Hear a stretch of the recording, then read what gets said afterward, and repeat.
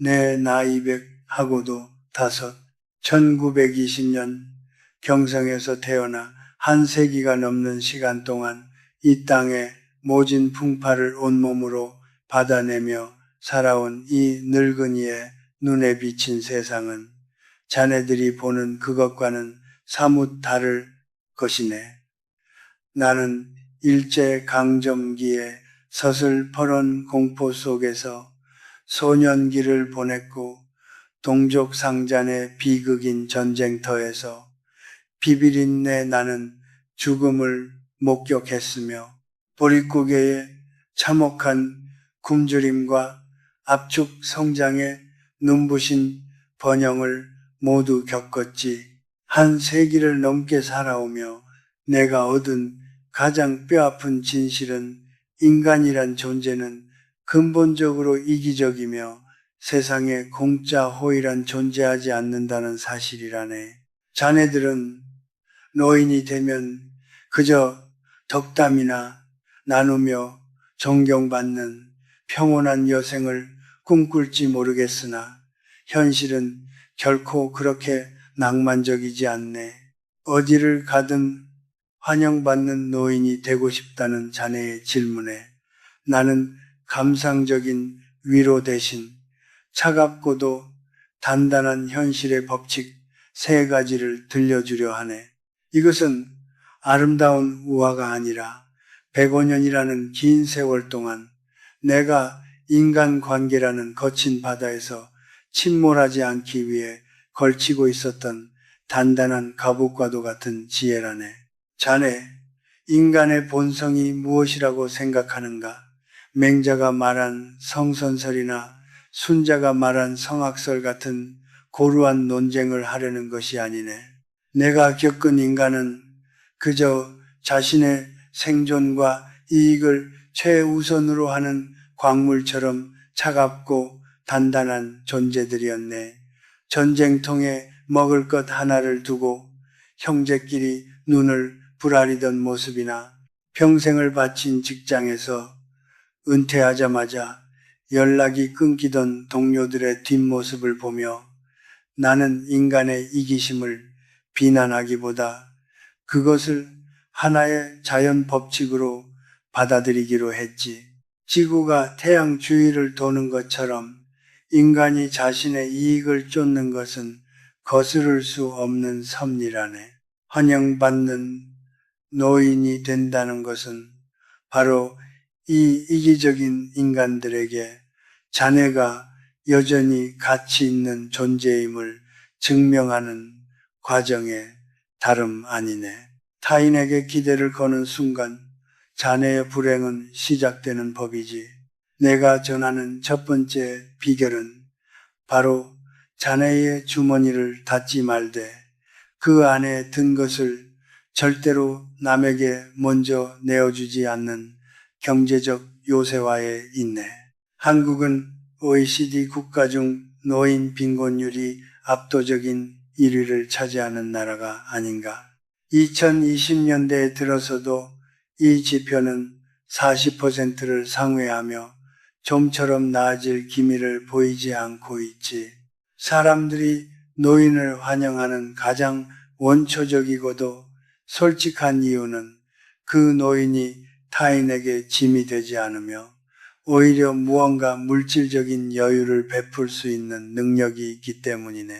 자네가 아무리 고결한 인품과 학문적 깊이를 지녔다 한들 당장 오늘 점심값을 걱정하며 자식이나 사회의 눈치를 보는 처지가 된다면 그 누구도 자네를 진심으로 환영하지 않을 것이네. 인간의 이기심은 본능이라네. 내가 만났던 수많은 제자와 동료 중에는 젊은 시절 호기롭게 전 재산을 자식에게 물려주고 노후를 의탁했다가 결국 차가운 골방으로 내몰린 이들이 부지기수였지. 셰익스피어의 리어 왕이 겪은 비극은 수백 년 전의 이야기가 아니라 지금 이 순간에도 도처에서 일어나고 있는 현실이라네. 노년의 품격은 통장의 잔고에서 나오고 환영받는 자리의 입장권은 자네의 경제적 독립이 보장해주는 것이라네.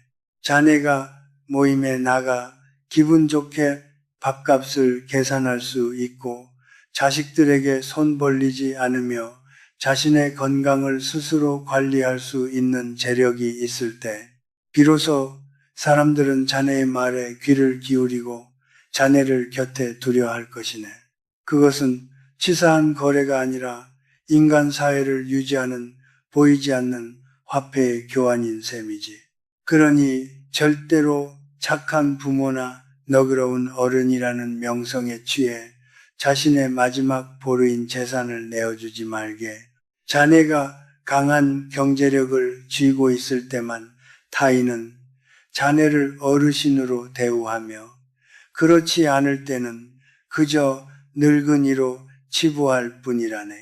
돈은 단순한 종이 조각이 아니라 자네의 자존감을 지켜주는 마지막 갑오심을 명심하게. 두 번째로 명심해야 할 것은 입은 닫고 몸은 정갈하게 유지하는 기능적 정적의 미학이라네. 105년을 살며 내가 깨달은 가장 큰 실수는 말이 많아질 때마다 내 가치가 깎여 나갔다는 사실이었지. 노인이 되면 흔히 과거의 무용담을 늘어놓거나 젊은 세대에게 훈수를 두려하는 습성이 생기네. 하지만 자네가 겪은 1970년대의 경제개발 성공 신화나 1980년대 민주화 투쟁 이야기는 지금의 젊은이들에게는 박물관에 먼지 쌓인 유물보다도 흥미가 없는 법이네. 그들에게 자네의 경험은 유통기한이 지난 폐기물에 불과할지도 모른다는 냉정한 자각이 필요하네. 내가 가르쳤던 수많은 대학생도 사회에서 만난 유능한 젊은이들도 자신의 말을 끊지 않고 묵묵히 들어주는 노인에게만 마음을 열었지. 침묵은 금이 아니라 노년에게는 생존을 위한 필수적인 전술이라네. 말을 줄이면 실수가 줄고 실수가 줄면 품위가 올라가네. 스피노자는 내일 지구의 종말이 오더라도 사과나무를 심겠다고 했지만 나는 내일 누군가를 만난다면 그저 그들의 이야기를 묵묵히 듣겠다고 말하고 싶네. 또한 육체의 쇠락을 정신의 고결함으로 포장하려 들지 말게. 노인 특유의 냄새와 흐트러진 차림새는 그 어떤 지적인 대화로도 가릴 수 없는 법이네. 인간은 시각과 후각에 매우 민감한 동물이라네. 나는 매일 아침 차가운 물로 세수를 하고 옷깃을 정갈하게 매만지며 내가 머문 자리에 흔적을 남기지 않으려 노력하네. 신체적인 청결함과 단정한 외양은 타인에 대한 최소한의 예의이자 자네가 여전히 자기 통제력을 가진 존재임을 증명하는 신호이네. 냄새나고 지저분한 노인을 진심으로 환영할 사람은 아무도 없네. 사람들은 자네의 지혜를 보기 전에 자네의 손톱 밑과 옷 소매의 얼룩을 먼저 본다는 사실을 잊지 말게. 쇼펜하우어가 말한 고슴도치 딜레마를 자네도 잘 알 것이네. 겨울날 고슴도치들이 온기를 나누기 위해 모여들지만 너무 가까이 다가가면 서로의 가시에 찔려 상처를 입지 않는가. 적당한 거리를 유지하며 자신의 악취와 소음을 관리하는 노인이야말로 어느 모임에서든 소리 없이 환영받는 존재가 될 수 있네. 젊은이들이 자네를 찾는 이유는 자네가 가르침을 주기 때문이 아니라 자네와 함께 있을 때 불쾌하지 않고 편안하기 때문임을 알아야 하네.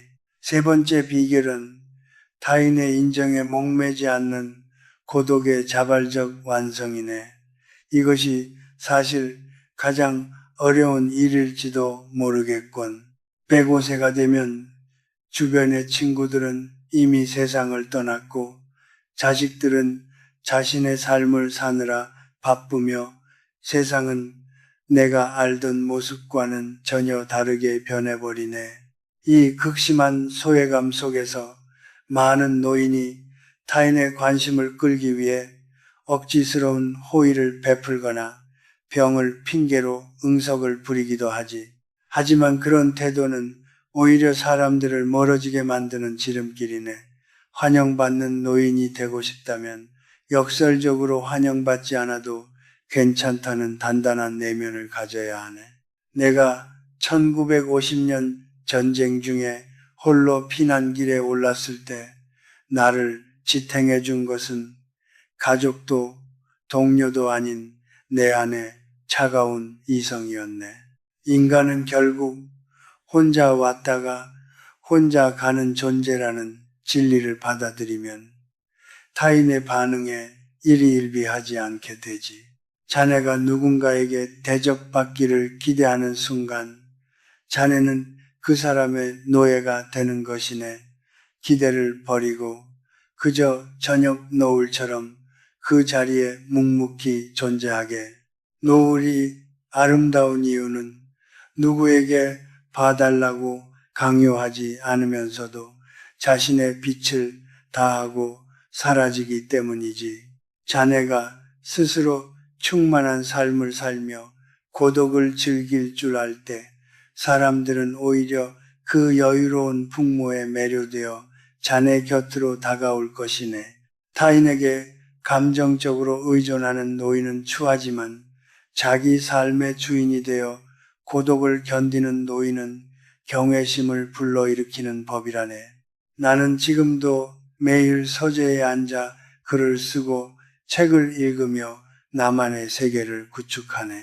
누가 나를 찾아오지 않아도 어느 모임에 초대받지 않아도 내 세상은 이미 완결되어 있지. 이러한 정신적 자립이야말로 자네를 구질구질한 노인이 아닌 기품 있는 원로로 만들어주는 가장 강력한 무기라네. 맑은 정신으로 고독을 마주하는 법을 배우게나 그것은 단순히 외로움을 참는 것이 아니라 자신이라는 존재와 깊이 화해하는 과정이네. 자네가 스스로를 귀하게 여길 때 비로소 남들도 자네를 귀하게 여기는 것이네. 남의 시선에 흔들리는 노인은 바람에 날리는 낙엽과 같지만 내면이 꽉 찬 노인은 천년을 버틴 거목과 같네. 거목 아래에는 시키지 않아도 사람들이 모여들어 그늘을 찾는 법이지. 자네, 내 말이 너무 차갑게 들리는가? 하지만 이것이 내가 105년을 살아오며 목격한 이 세상의 동작 원리네. 인간의 이기심을 비난하지 말게. 그것은 마치 중력이 위에서 아래로 흐르는 것과 같은 자연의 이치일 뿐이네. 그 이치를 거스르려 하지 말고 그 흐름 속에서 자신을 지키는 법을 배우게. 경제적 자립을 통해 자신의 물리적 공간을 수호하고 침묵과 청결을 통해 타인과의 거리를 존중하며 정신적 독립을 통해 고독을 완성하는 것.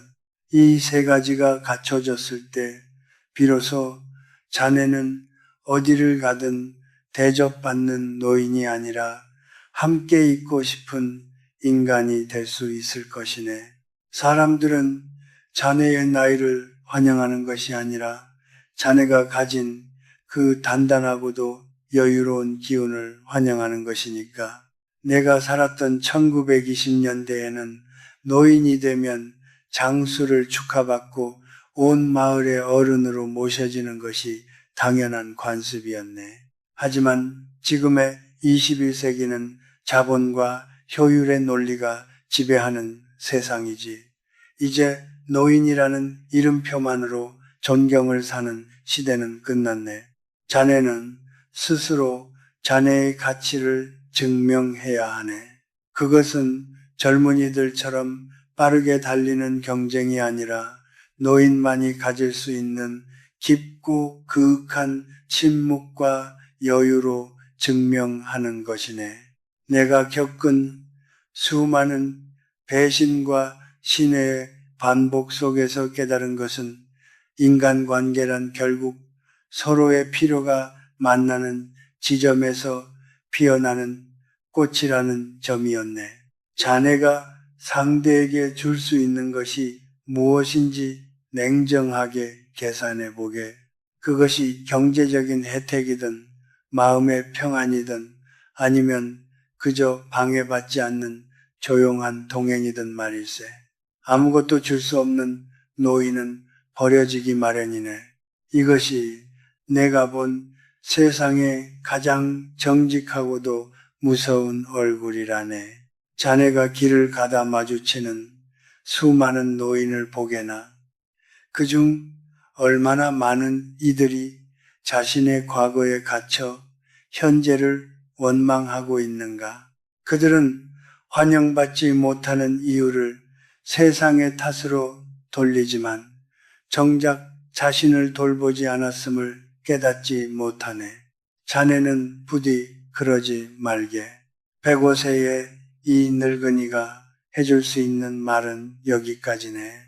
세상은 차갑고 냉정하지만 그 사실을 일찍 깨닫고 대비하는 자에게는 그 어떤 겨울바람도 시련이 아니라 그저 지나가는 바람일 뿐이지. 자네의 노년이 타인에게 구걸하는 삶이 아닌 스스로 빛나는 고고한 저녁 노을과 같기를 바라네. 부디 이 말을 가슴 깊이 새기고 흔들리지 않는 자네만의 요새를 쌓아 올리게나. 그것만이 자네를 진정으로 자유롭게 하고 그 자유가 결국 타인의 진심 어린 환영을 불러올 것이네. 삶은 결코 자비롭지 않네. 그러나 그 무자비함을 견뎌내고 자신만의 품격을 지켜낸 사람에게는 말로 다 할 수 없는 평온함이 찾아온다네. 나는 이제 곧 이 긴 여정을 마무리하겠지만 자네는 아직 갈 길이 멀지 않은가. 나의 이 서늘한 조언이 자네의 남은 생에 단단한 지팡이가 되기를 소망하네. 인간의 이기심을 등대 삼아 항해하고 자네의 지갑을 성벽 삼아 수비하며 자네의 고독을 별빛 삼아 안식하게나. 그러면 어느 순간 자네는 깨닫게 될 것이네. 진정으로 환영받는 곳은 타인의 모임이 아니라 자네가 스스로 구축한 그 단단하고도 아름다운 내면의 세계였다는 사실을 말일세. 자, 이제 내 이야기는 끝났으니 자네의 길을 가게. 삶은 길고도 짧으며 진실은 언제나 자네의 발끝에 닿아 있는 현실 속에만 존재하는 법이라네. 부디 지혜롭고 단단한 사람이 되어 저무는 해의 마지막 빛까지도 온전히 자네의 것으로 누리게나.